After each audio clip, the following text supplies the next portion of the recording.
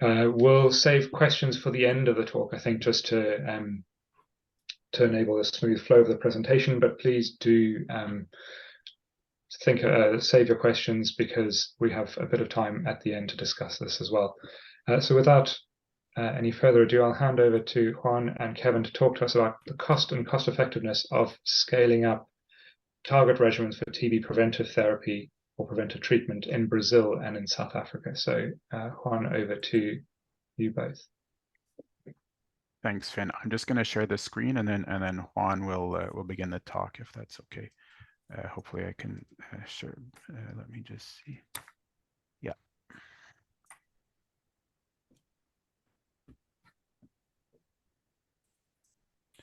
Can you see my screen? Yep. Okay, and I'm just going to put it in. There we go. Great. Thanks very much, Kevin. Well, thank you all for attending. Thanks, Finn. I think, yeah, it's great to share this space with all of you and to discuss some of the interesting bits of our project on modeling and estimating cost effectiveness of target regimens for TB preventive therapy. Next, please.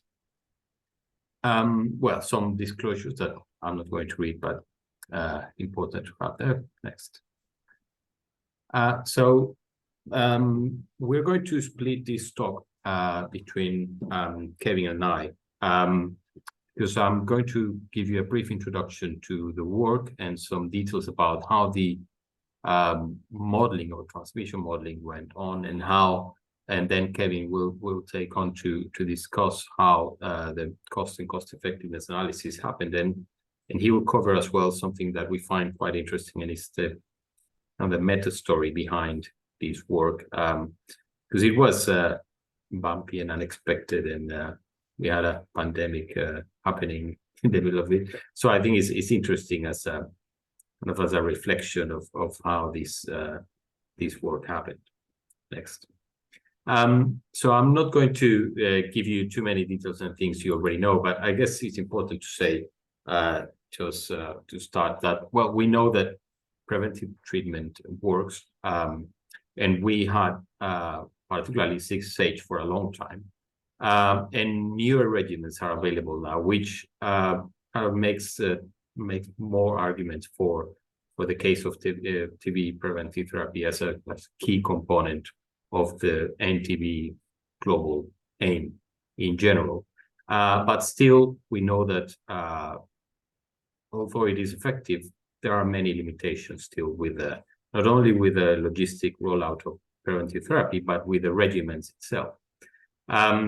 We know, for example, that even when we have shorter regimens, completion is still not ideal, and it's not at the level that we would prefer for a population rollout of at a global scale. We also have problems with developing rifaximin resistance and also cost. So there are still many points and important things to discuss when we talk about preventive therapy. Next. And importantly, even when we have had 6H for a long time, and we have newer regimens, we are still way behind in terms of reaching the targets that we set as a TB community, at least the ones set in the UN high-level meeting. And these have many different reasons, but I guess the most important one might be logistics, and it's the fact that many TB programs are already running at capacity and only attending the downstream part of the cascade, which is screening, diagnosing, and treating people with active TB disease. So it is TB preventive therapy is considered something that is upstream and that probably is not high in the priorities in most MTPs. But that picture is changing, and is at least changing in the global agenda for tackling and ending TB. And I think, as I said before, the fact that we have newer regimens and that is widely accepted now that TB prevention is a key cornerstone in the road to ending TB, that might be changing, and we need to agree and dedicate more time and resources on understanding how to make these regimens better to allow for a global scale-up. Next, please. Now, so I guess having this in mind, I'm going to discuss how we came about to work on the target product profiles.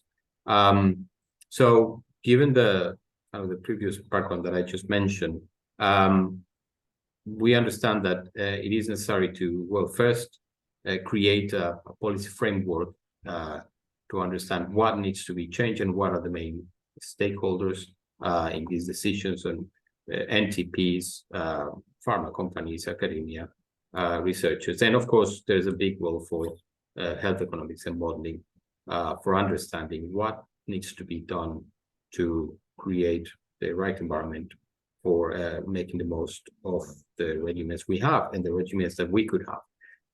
And that's how the target product profiles they come to life, at least for TB prevention therapy.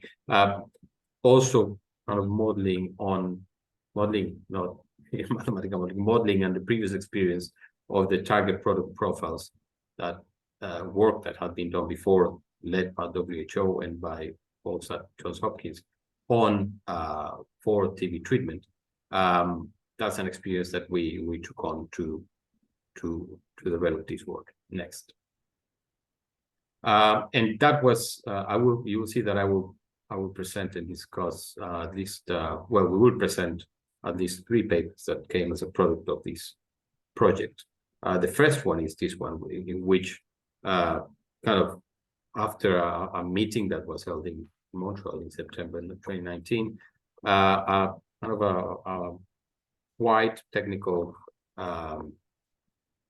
meeting to discuss what was necessary for discussing WHO, the target product profiles. Some essential characteristics were defined. And this first paper discusses that in a wider framework and gives detail on why are these important. I mean, why are these essential characteristics and desirable attributes of regimens that we want for TB preventive regimen? Basically, indication, efficacy, duration, safety, interactions, barrier to emergence of drug resistance, stability, cost, and adherence on completion. Next.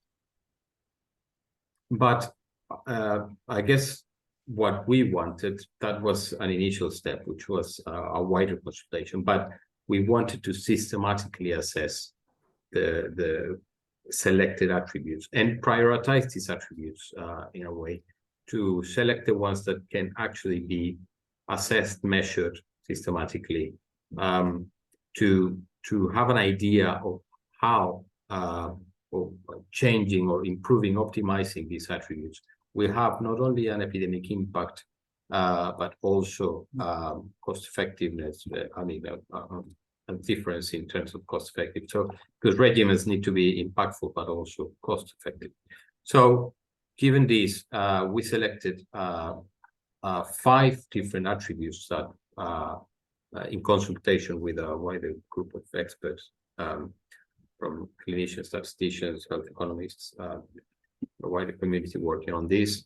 We selected 5 attributes that that we think concentrate the most important characteristics desirable in a regimen. The first one is duration of the regimen, and we set limits for these attributes.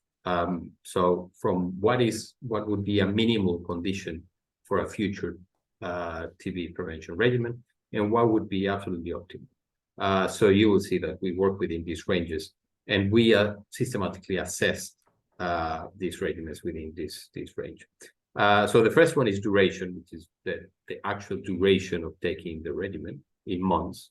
So you can see that the minimal is 3 months, given that we already is the minimum we have at the moment. Well, it's not the minimum, but it's one of the most widely available ones. So it's 3 HP, and optimal would be 1 month. Then efficacy, which is defined here as the trial efficacy, understood as incidence reduction in a trial context over 2 years, over a 2-year period. Then completion, or we call it as well, ease of adherence, which is what is the fraction of individuals that successfully complete their regimen. Forgiveness, which is quite an important one. Well, it is an important one conceptually, at least, and is the fraction of individuals which, after completing at least half of their regimen, still benefit from the full protective capacity of the regimen. So it's basically saying, look, how many people, despite the fact that they don't complete their full regimen, still benefit from all the protection and still a successful case of protection. And finally, resistance barrier, which is understood as the proportion who do not develop rifampicin resistance during treatment.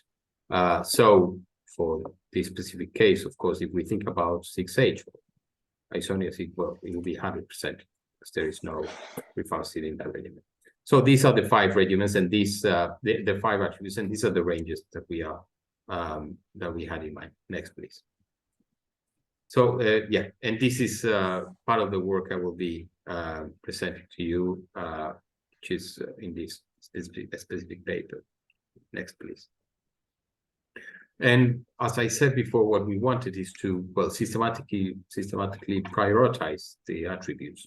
So given these 5 important desirable attributes, we want to know which one will be the most relevant and which one will be highlighted when we assess them systematically in terms of epidemiological impact. Next, please. So for this analysis, we use mathematical modeling. We selected 4 countries, South Africa, Kenya, India, and Brazil. And well, these 4 countries cover a wide variety of epidemic drivers and conditions. South Africa and Kenya with a high burden of TB and a really important role of TB/HIV co-infection. India with high burden as well, but very small role of HIV, and Brazil at the end with the lowest incident of all, and moderate to low role of TB/HIV. So these 4 countries, of course, kind of cover, if you want, the whole spectrum of what we would see in different TB epidemics. We are probably missing a country with a high burden of MDR-TB, and this is probably one of the limitations of our work. But I guess we also consider in choosing this country, the country where actually some data was available, and particularly from NTP data and costing data, which is quite relevant for analysis that Kevin will show you later. Next, please.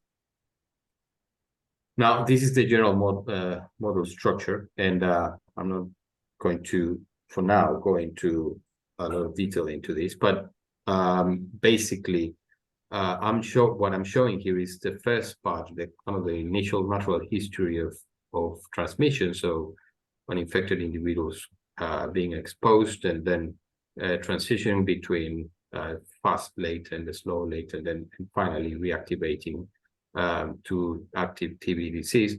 And then most of the boxes you see called P1, P2s are all the transitions allowed for the mechanisms behind TB preventive therapy. And I will explain this a little bit better in a moment. Next, please.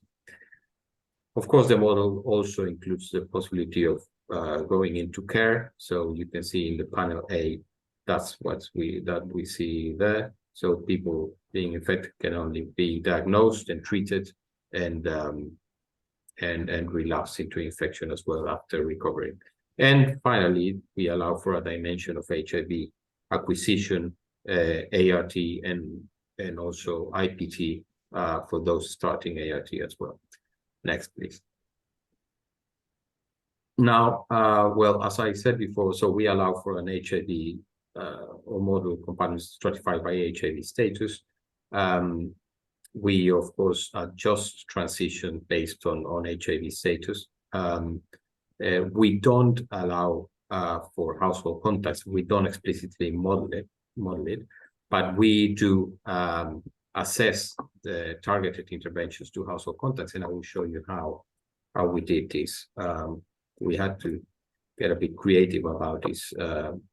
So for the sake of parsimony of the model, and also kind of taking into account all the epidemiological complexities of households and TB transmission. Next, please. So before, please. So the first challenge we had with developing this model is, well, as I mentioned before, we have 5 attributes of TB preventive therapy, and a very important one is efficacy. But we understand efficacy as a trial measured efficacy, right? And if you think about that, that is really an emerging property of hidden mechanisms that are not really measured in trials.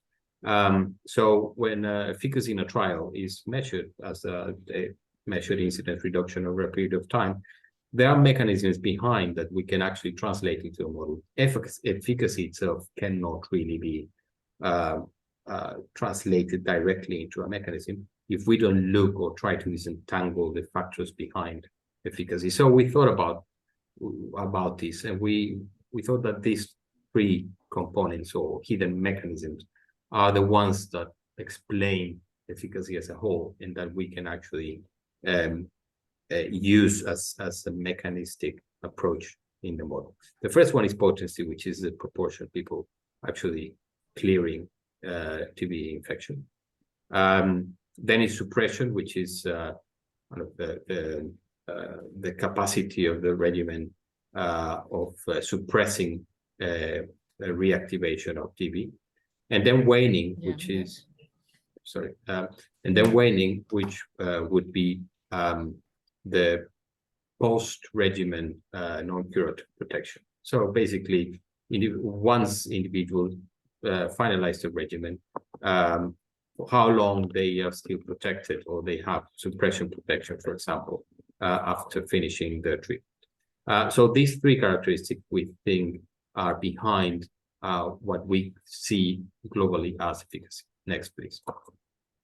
And in the model structure, we can actually bring this down to explain this with mechanisms. So you can see here that, let's take the second column. So individuals in the latent fast compartment, they are recruited into preventive therapy.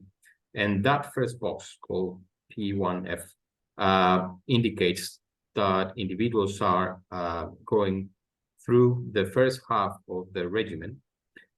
Some individuals will complete or kind of move into the second half of the regimen at a rate M, but some will default, or will fail in the regimen, or not complete it, but still will benefit from complete curative capacity of that regimen at a rate with parameter C, and moving to box S. And they will be, during that time, protected from reactivation of TB, which you can see is explained in a parameter called E gamma F. And individuals who complete the treatment, they move into a box called P2F. And in that second part of the regimen, some individuals complete the regimen to be completely cured. And after completing, and those who are not cured, they just move into the box we call Q. And that is what we call the post-regimen protection box. And that's where waning comes into play. So assuming that there is some level of protection, particularly suppression protection, after completing a TBT regimen. Next, please.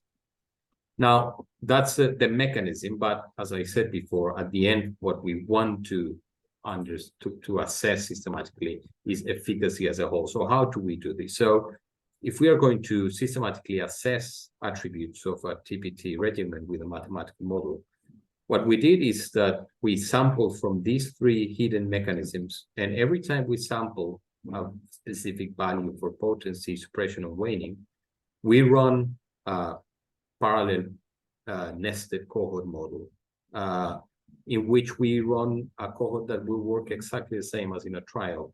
And we measure the efficacy as reduction of incidence. So for each instance of the model, 3 values of potency, suppression, and waning are selected.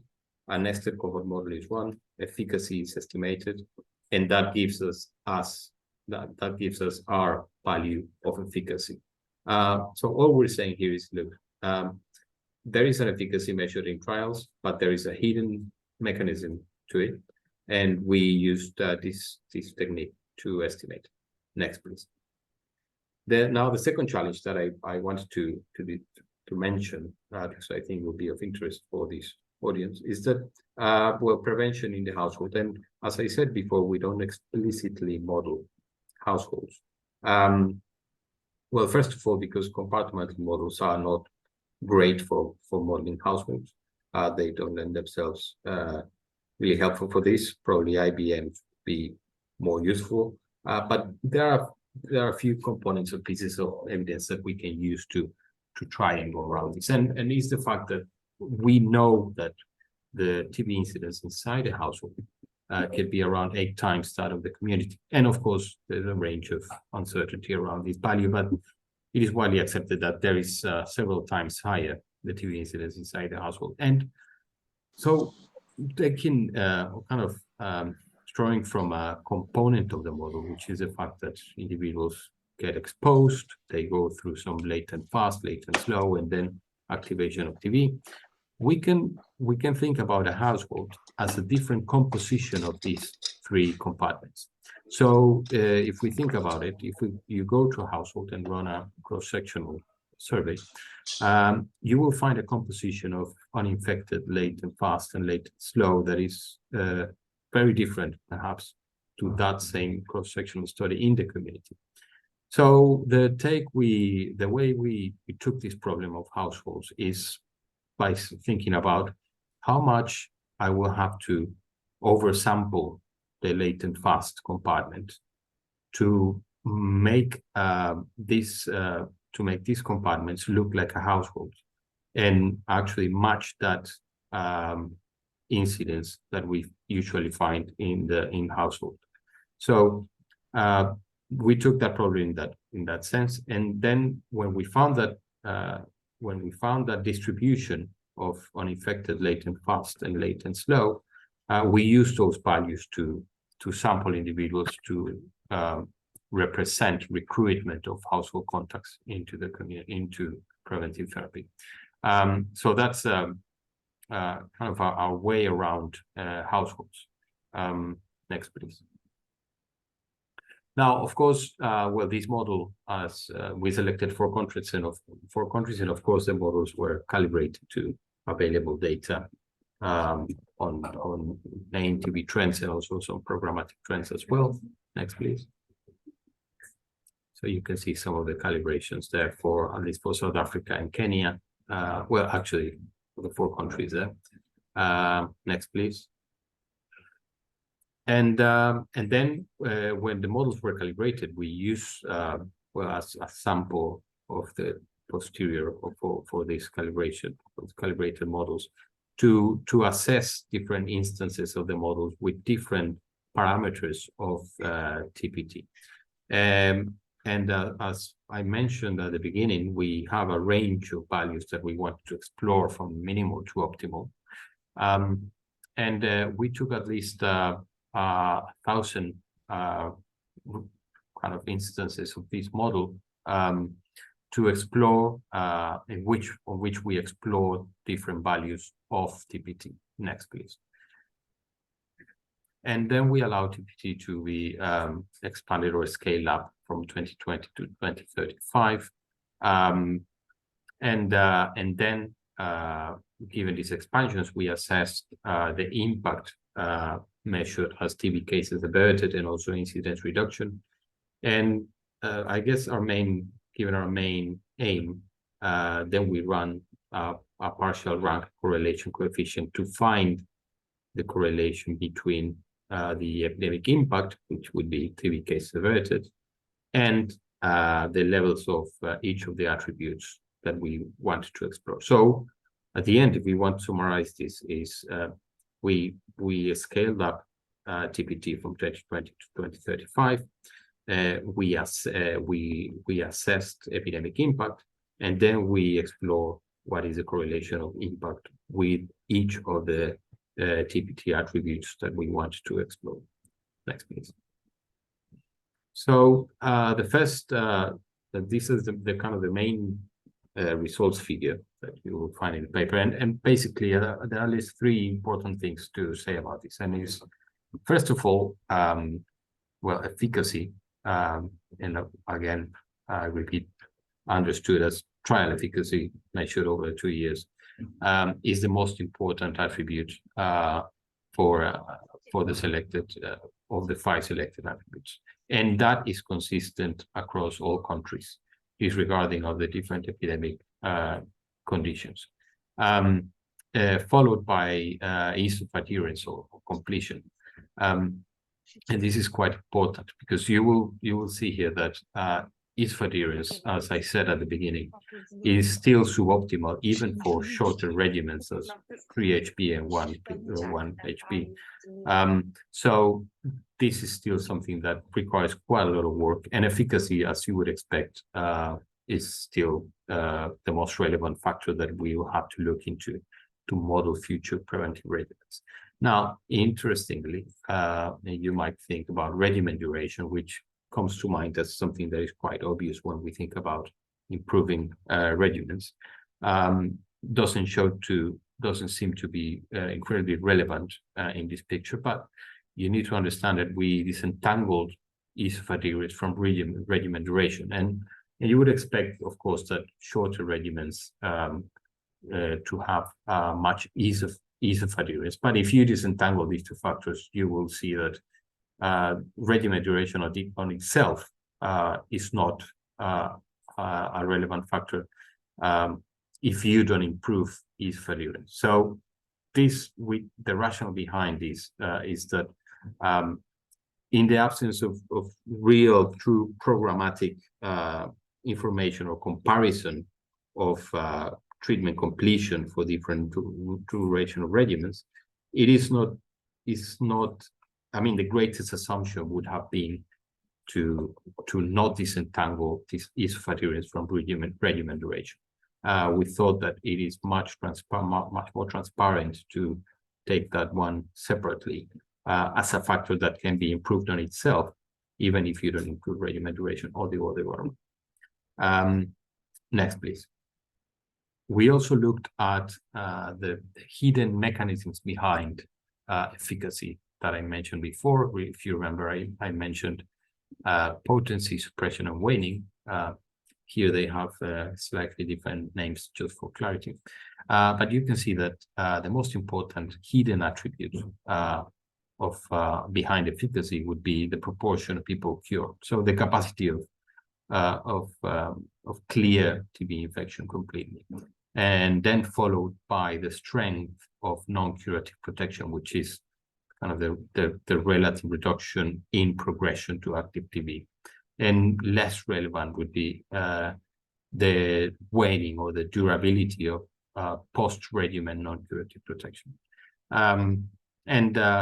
This is quite important, particularly because you can see that for some countries, for example, Kenya, the strength of non-curative protection is almost as high as the proportion cure, which and when we looked at combinations of these parameters in a scatter plot, you could see that the only way you could find high levels of efficacy with either the strength of non-curative protection or proportion cure, but to have a really high efficacy, you need a combination of both.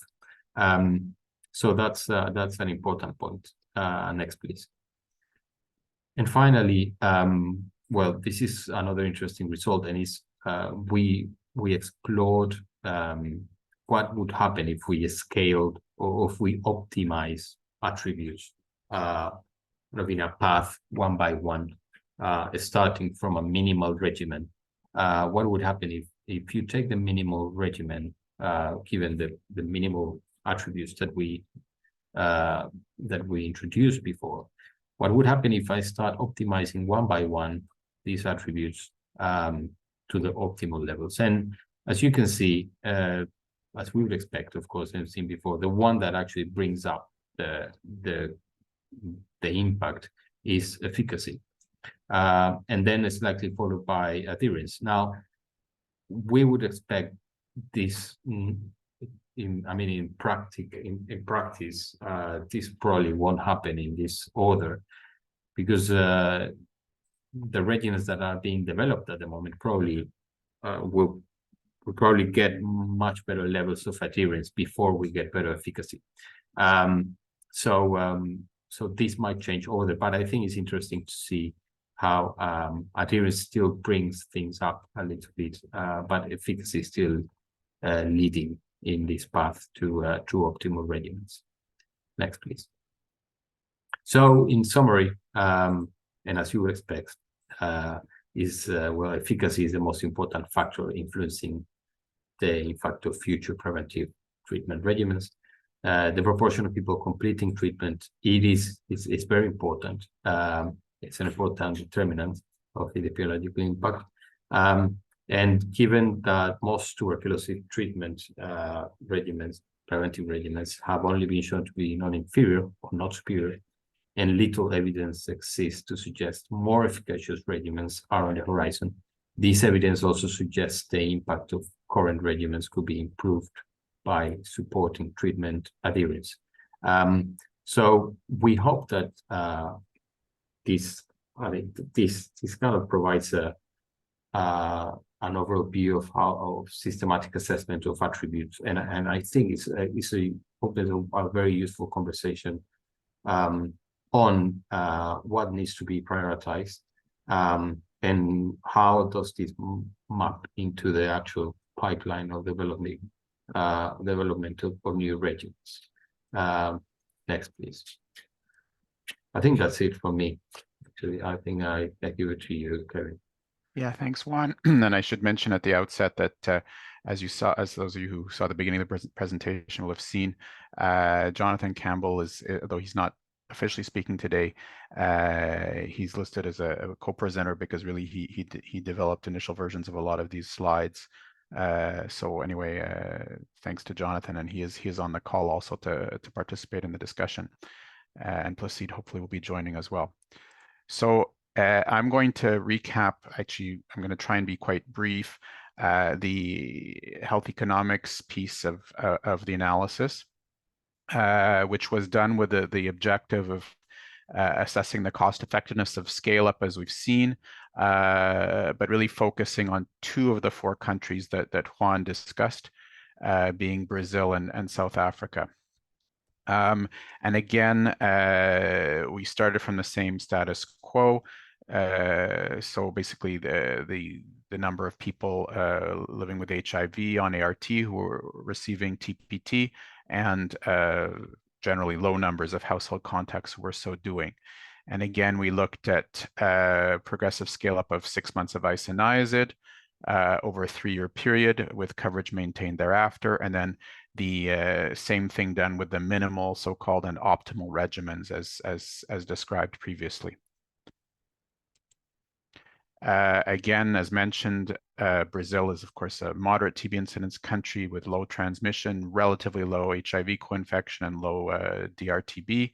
South Africa, on the other hand, is at the higher end of the spectrum in terms of TB transmission, HIV, TB co-infection, and drug resistance.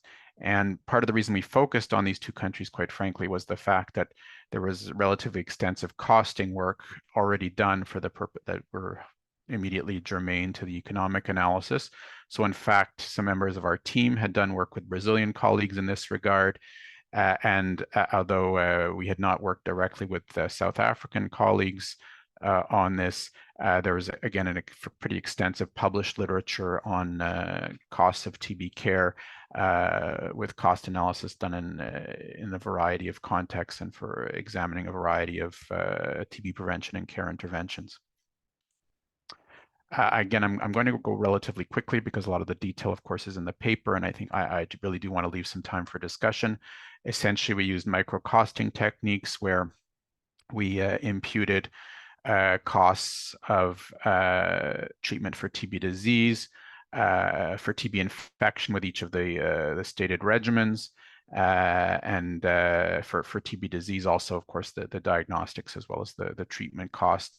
And again, using a micro-costing approach informed by the sources I've already mentioned.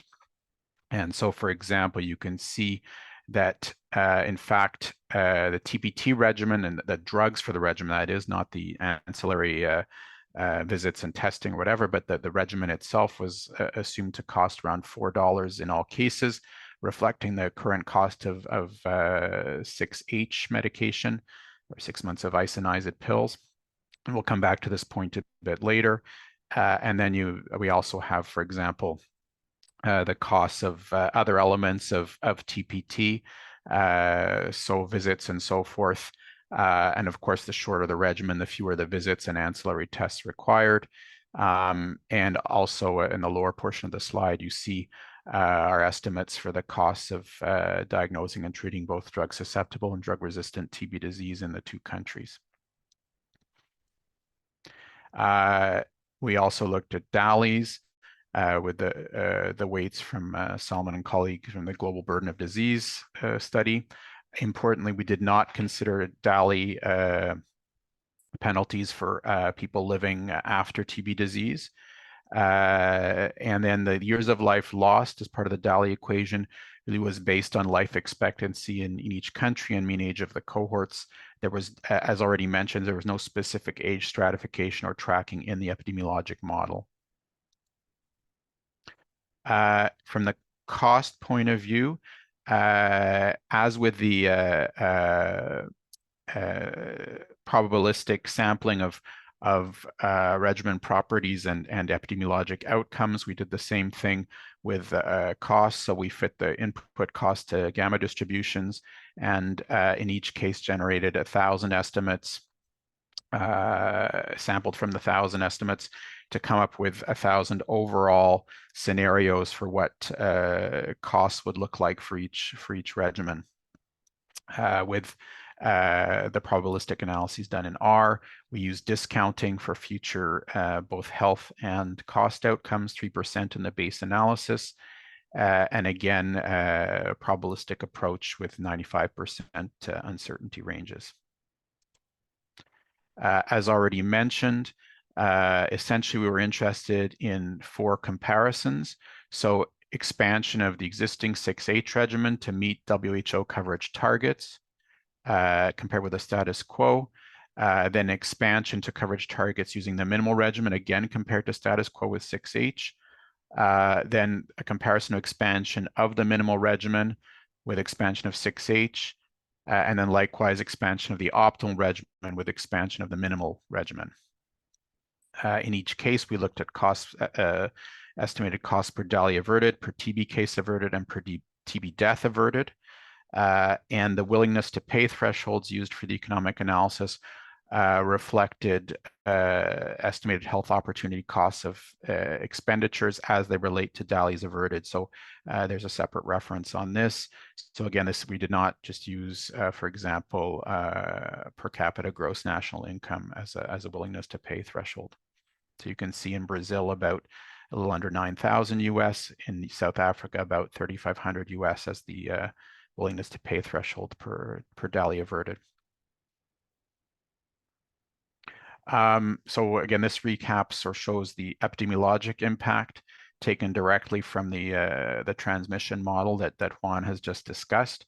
And so in South Africa, again, high TB transmission, high HIV, high drug resistance, obviously scale up of progressively more efficacious and impactful regimens has quite a substantial epidemiologic impact over time. Whereas in Brazil, it's much more limited. You also see that the y-axes are quite different in terms of the absolute case numbers. This is a fairly busy slide, and I won't, again, the numbers are, the detailed numbers are of course all in the published paper, but just to say that in Brazil, as we just saw graphically, the TB cases cluster almost regardless of what is done, and in fact, again, the epidemiologic impact in terms of expected TB cases is relatively modest, although there is a reduction, likewise a reduction in DALYs. Costs, again, estimated costs do cluster quite a bit, but nonetheless, we see with the incremental analysis that the estimated cost per DALY averted just for expansion of the existing 6H regimen is still below the willingness to pay threshold, although close to it.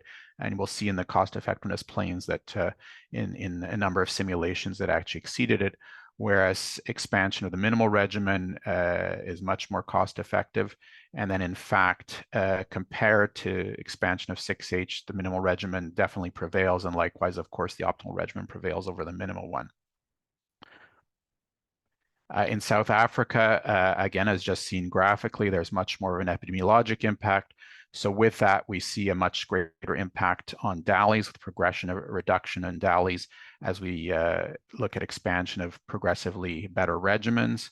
And likewise, actually, we see a slight bump in costs with expansion, but actually significant cost savings with expansion of the optimal regimen.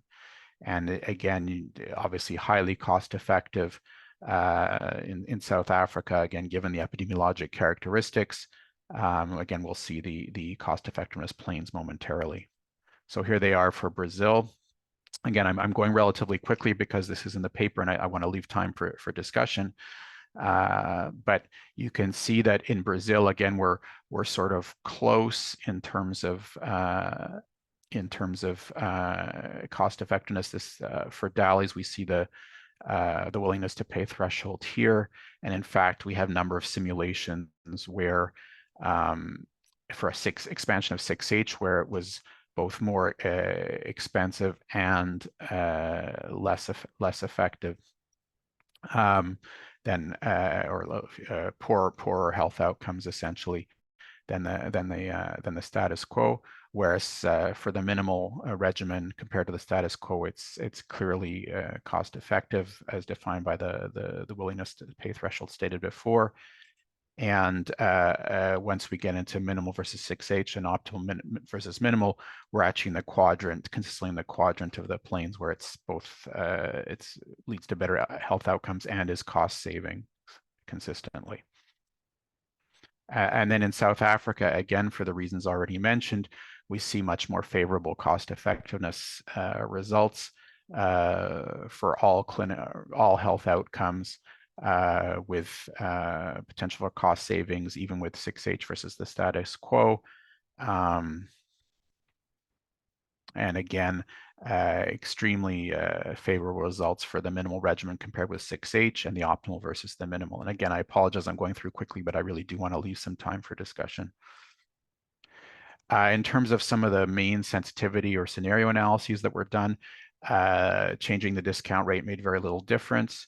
As we've already seen from the epi outputs, changing the barrier to rifampicin resistance and the effectiveness of preventive regimens against rifampicin resistant strains really made very little difference overall. In South Africa, again, given the epidemiologic context, even delaying scale up remained cost effective essentially, whereas in Brazil, because of the more limited epidemiologic impact, overall, if one delayed expansion, in the case of 6H, for example, this stopped being cost effective based on the stated willingness to pay threshold. I will come back to this point briefly in discussion, but as I mentioned at the beginning, we preset or assumed in the first instance that the drug regimen costs for the minimal and optimal regimens would be the same as 6H, which of course is quite unlikely. And in fact, for example, 3HP costs close to 6 times 6H. And so we did look at thresholds where the costs would even out with 6H, and we can see that there is a certain amount of, if you want to call it, wiggle room. So in both countries, for example, if the minimal regimen were to cost up to $25 or so, it would still be cost saving relative to expansion of 6H. And obviously, when we compare the optimal with either the 6H regimen or with the minimal regimen, we have even more room to maneuver in terms of ultimate costs for the drug regimen. So just a little bit about challenges and limitations, and then we're going to get into the meta story.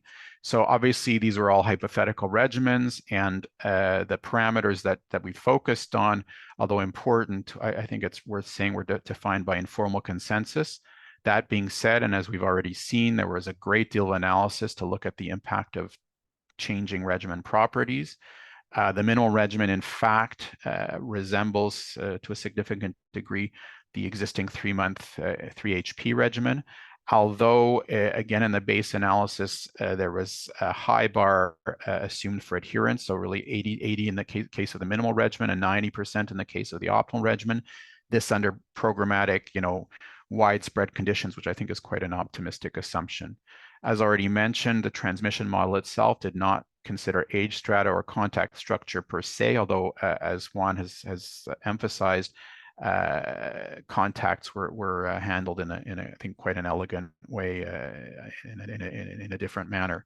But that being said, there might be implications for costs as well as clinical outcomes of those decisions. Of course, we only focused on 2 countries, which were sort of, in a sense, used as exemplars. As always, we're always limited by the robustness of treatment cost estimates, although we did use, to the extent possible, data that had at least been published and shared previously.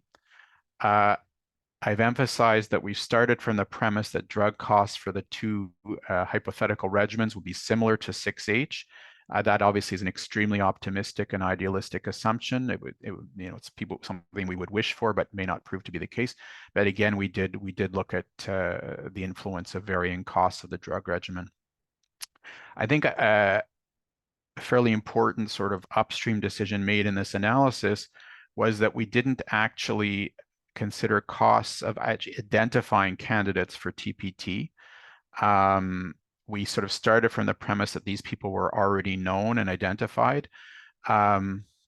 This in part reflected the fact that both between and within countries, there can be different algorithms for the diagnosis or for the identification of candidates, which might involve specific diagnosis of TB infection. It might involve exclusion of TB disease simply by questionnaire, or in some cases by X-ray, or in other cases even by expert.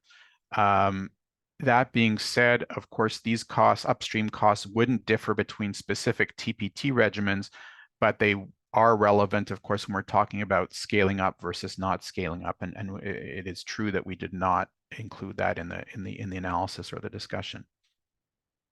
Of course, we did not consider the impact of the COVID pandemic, for example, on the ability to implement or scale up new programs or to expand TPT. That being said, as you'll see in a moment, a lot of the modeling work started before the pandemic. We also didn't separately consider implementation costs. Of course, we just sort of essentially looked at the variable costs of TPT, but not, for example, what it would take to train healthcare workers, more healthcare workers to deliver it, the kind of coordination infrastructure that was not modeled. And again, as we've seen, of course, the anticipated epi impact and cost effectiveness are more moderate for places like Brazil with more moderate TB incidence, less HIV infection and transmission, and so forth. So now, in the last couple of minutes before we get into have a bit of time for discussion, I wanted to just, I think this is most relevant for more earlier investigators, trainees, who have perhaps less experience with the ins and outs of scientific publication. So just to recap a little bit, as Juan mentioned, this work began with a technical consultation on TPPs in September 2019. And this was really motivated by the work of Emily Kendall and her colleagues at Hopkins on the TPPs for TB disease, which was published in 2017, although in fact costs were not explicitly considered in that particular analysis. So following that meeting, Juan and Im at Imperial College and the group here at McGill obtained a contract from WHO to do the work that's just been described in this presentation.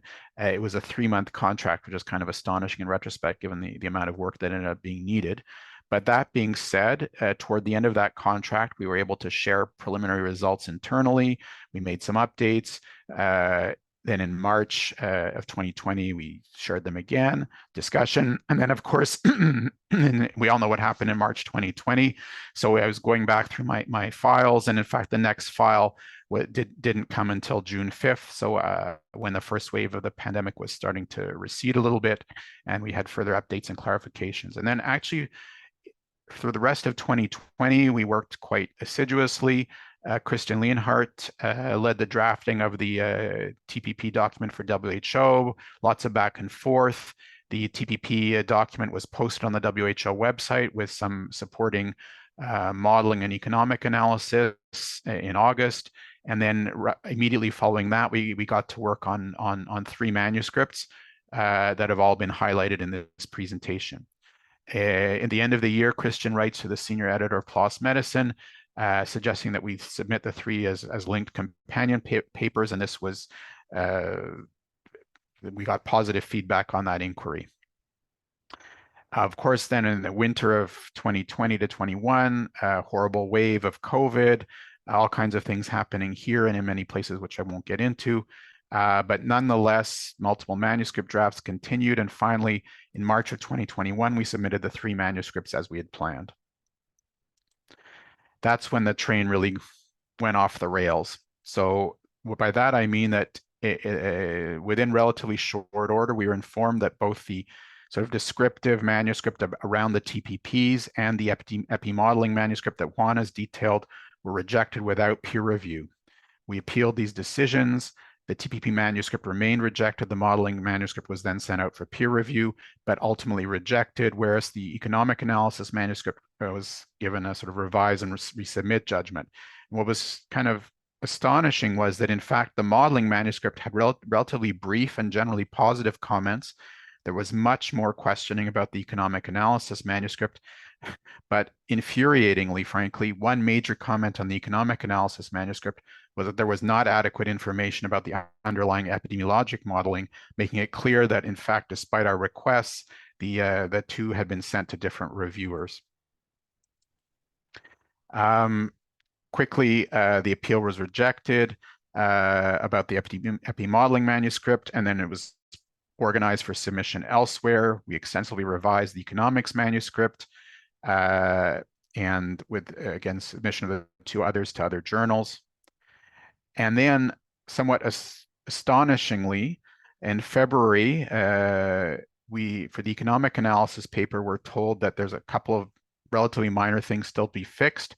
Most of the earlier points raised were considered resolved, but they essentially blocked it until the epimodeling manuscript was published in a peer-reviewed journal, again, having rejected it themselves and not linked them as previously discussed. And then ultimately, in May of that year, the epimodeling paper was published in BMC, as you've seen. The economics manuscript was accepted, and finally in June, it's published. So this is a graphic showing this pretty crazy sequence of events, in my view. And again, I'm not going to go through it in detail, but just to say it was a very, very long and winding road. So to summarize, we have just a few minutes for discussion, I guess. Obviously, we've seen that there are likely substantial epidemiologic and economic benefits associated with scaling TPT regimens, both with 6H and, importantly, with novel regimens that meet the target product profile descriptions. That said, the health impact and costs, as one would expect, vary considerably by epidemiologic setting, with much greater health benefits, of course, and low net costs in settings of high transmission and HIV co-infection. Given all this, I think we all I think would concur that there's a strong case to be made for investment in the development and expansion of novel TBT regimens. Finally, getting manuscripts to publication can be very long and frustrating, despite what I would say were actually very constructive reviews. So if at first you don't succeed, either get a therapist or at least work with an amazing team, which I've shown here. So Nim plus Seed, Jonathan, Olivia, as well as Juan, of course, who's presented today, Saskia and Dennis from WHO, Christian, Annette, and Gavin. So again, thanks to you all, and I think we still have a few minutes left for questions, hopefully. So I'll stop sharing my screen. And yeah, there we go.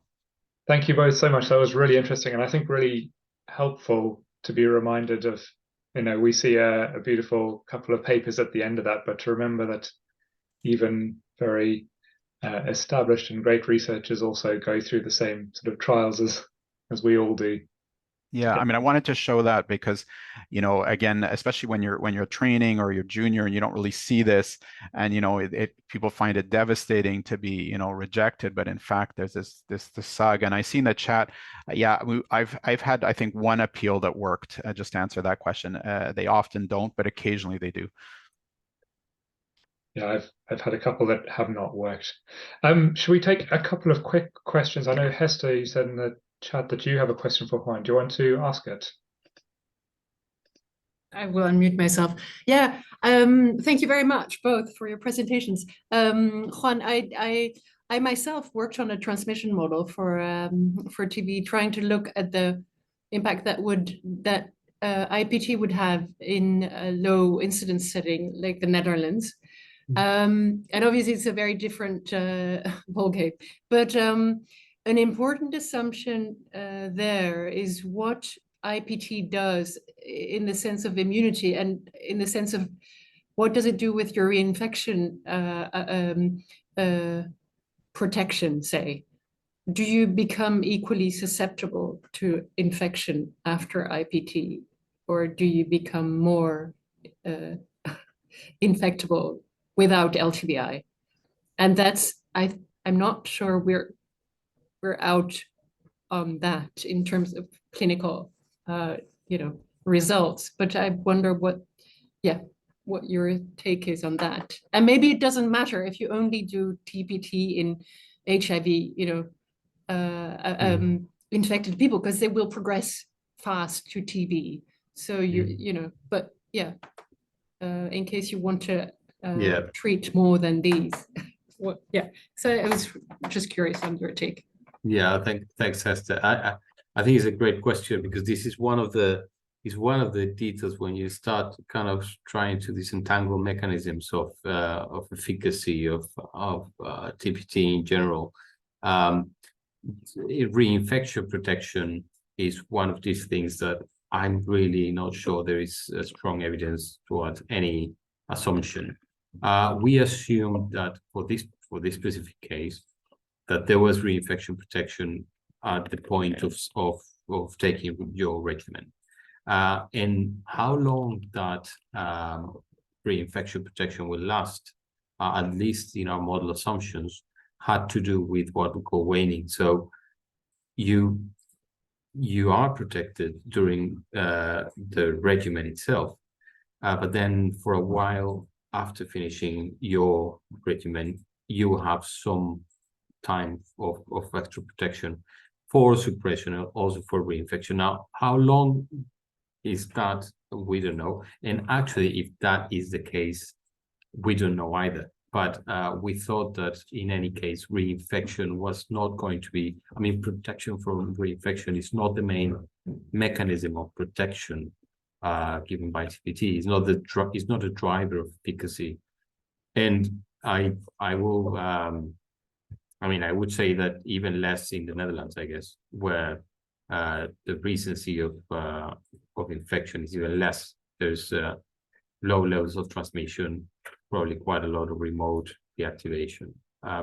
So I guess, uncertain, but I would say that you can make different assumptions, and if I were in your position, I would try to test a little bit of those and see what's the real epidemic impact. It might be negligible, but maybe not. I don't know.